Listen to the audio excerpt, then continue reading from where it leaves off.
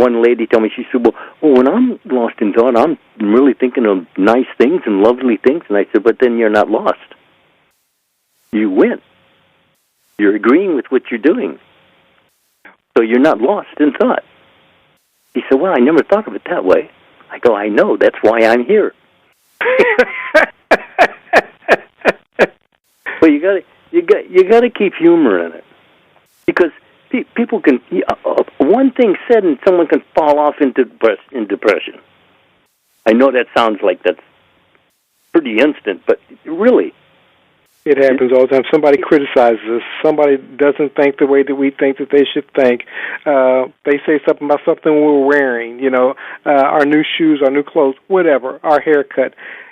But you create the state of depression by paying attention to what they're paying attention to.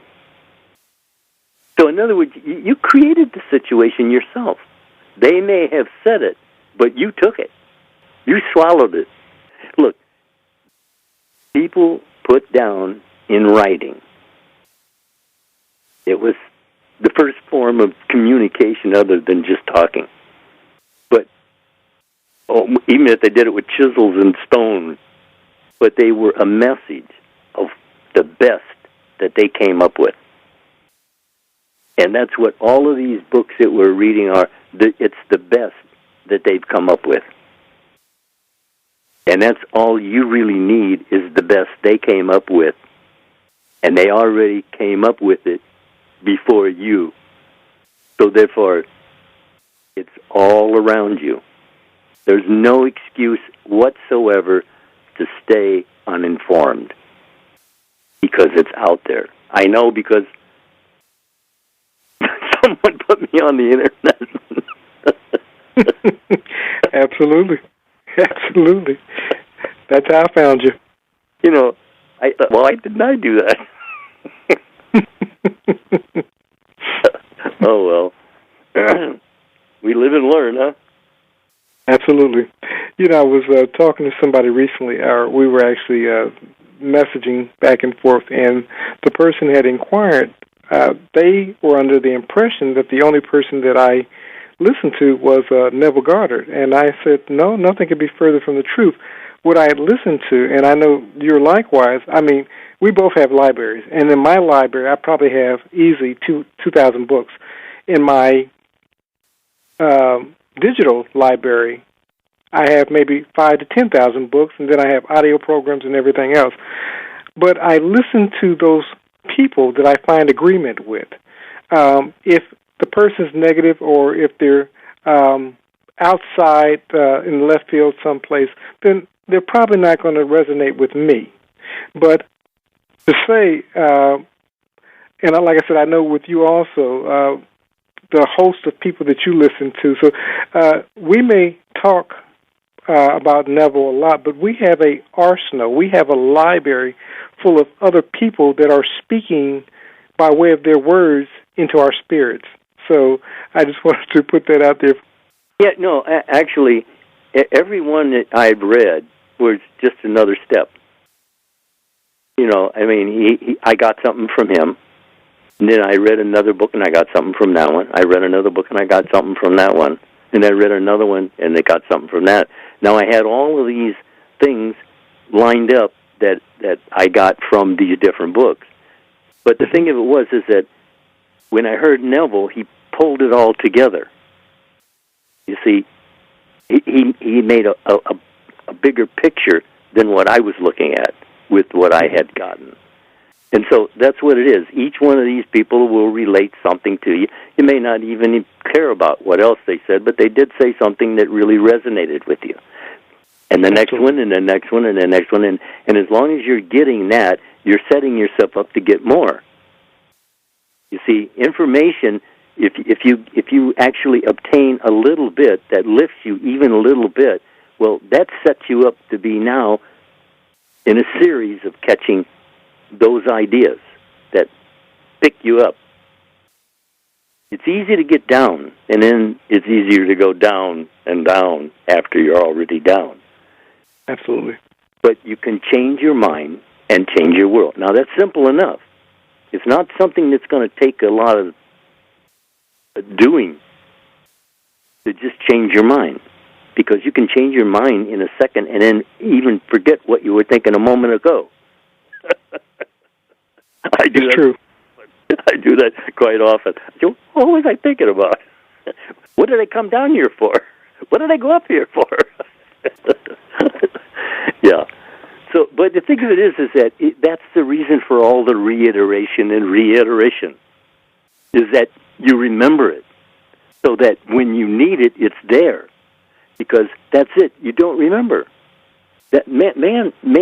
It's Neville that said, man's a very poor dreamer, and he doesn't even remember what he dreamed. And then when he's experiencing it, he denies it, which he denies himself, because he did it, and he's denying he did it. So you're giving away your power by denying you did it.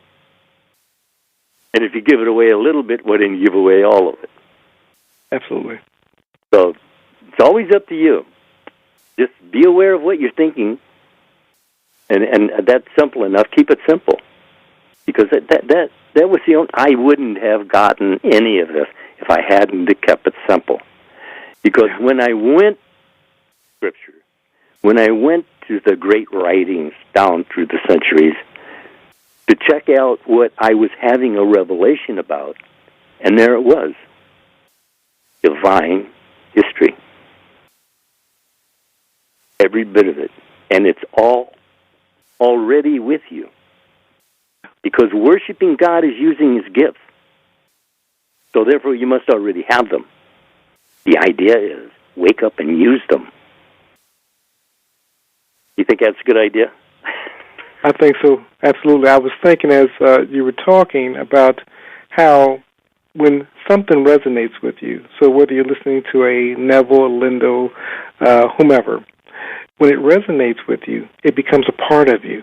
And when you begin to convey the message, as you become the conduit, as the message is pouring through you, then it becomes your message to the person that's hearing you.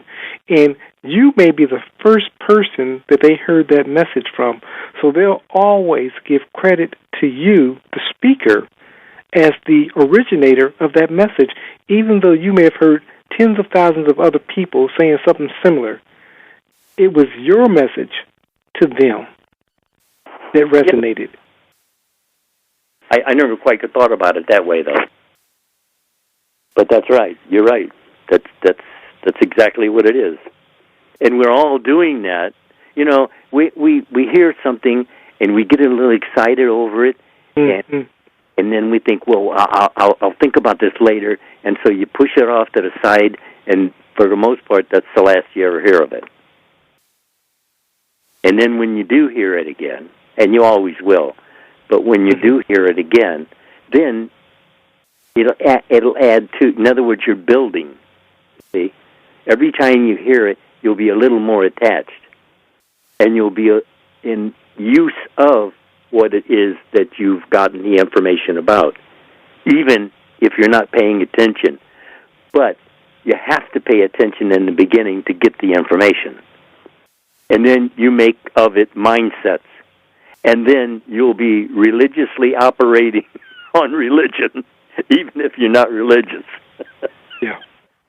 Because you'll realize that it's true. You are praying ceaselessly. Every word is taken in the culmination to make up your life. And if you just listen to every word that you say in a day's time, where would you be? Oh, hell.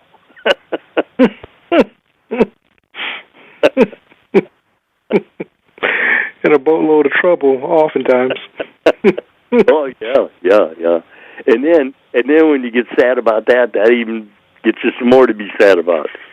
Exactly. So then you keep speaking of being sad, and pretty soon you'll put some sad music on and go deeper into your depression. You know, the cycle continues. Well, it's like I told you, my wife's friend called her, and every time she's been calling her lately, it's all been negative, and she just told her, shut up. Come on. You know, I mean, she must have known that was what she needed because she didn't say anything about it later. Guy from Australia called me, and he said, you know, you're the first person who really told me like it is. I didn't like it, but It was what I needed, and that's all I wanted to hear. I told him that's the best thing I could hear. And you know, don't you think? I mean, you have that. I agree. And as you were speaking about your wife's friend, I thought to myself how we all have the wife's friend in the back of our own minds when we're not careful. Jesus called that wife's friend the devil. Now, I'm not saying that your wife's friend is the devil, but I'm making an analogy. We have to be careful even of our own voice if it's not taking us in the direction of where it is that we say that we want to go. That's right. That's right. You're setting up yourself for your future. You are. Every thought sets up your future. Rather you pay attention to it very long, you give it life for the amount of time you pay attention to it. That's the life of it. And that's the length of the life of it while you're paying attention. Because when you take your attention away, it's gone. So it's always up to you to choose. Choose. You see, you're given choice. Choose this day. What are you choosing? See, I keep bringing that up because that's what's so important to really grasp is that you are thinking your way through your future today, now. So what's your future going to be like? If you're, I love that. You said it earlier, and I just love it, and it's probably going to be the title of this broadcast. You're thinking your way to your future. Right. And then when you get the idea that every word must be accounted for, that's the way Scripture puts it. Every word must be accounted for. So in other words, if you don't want to experience it, then don't say it. Because that's how it gets there. That's why me, why this, why now. That's it, right there. As you think, you are. The thing is, he said something that, again, I just want to make sure that it doesn't get past you. Every word will be accounted for. Now, many of us who have this ideal of this great white judgment and standing before God, and all of a sudden books are open and the divine being says, remember when you said that word the other day and, well, I'm going to hold... No, that's not when it happens. It's happening in your world of experiencing. When you experience the sickness, when you experience the lack, the loss, the limitation, when you experience the bad relationships, when you experience the good, when you experience the lovely, when you experience the abundance, that's the word being accounted for. Well, you have to understand what the word is. See, the word was with God, and the word was God. You're speaking God to your environment. Every word, you're speaking God to your environment. Well, so you see what they're saying. We're experiencing what has been said.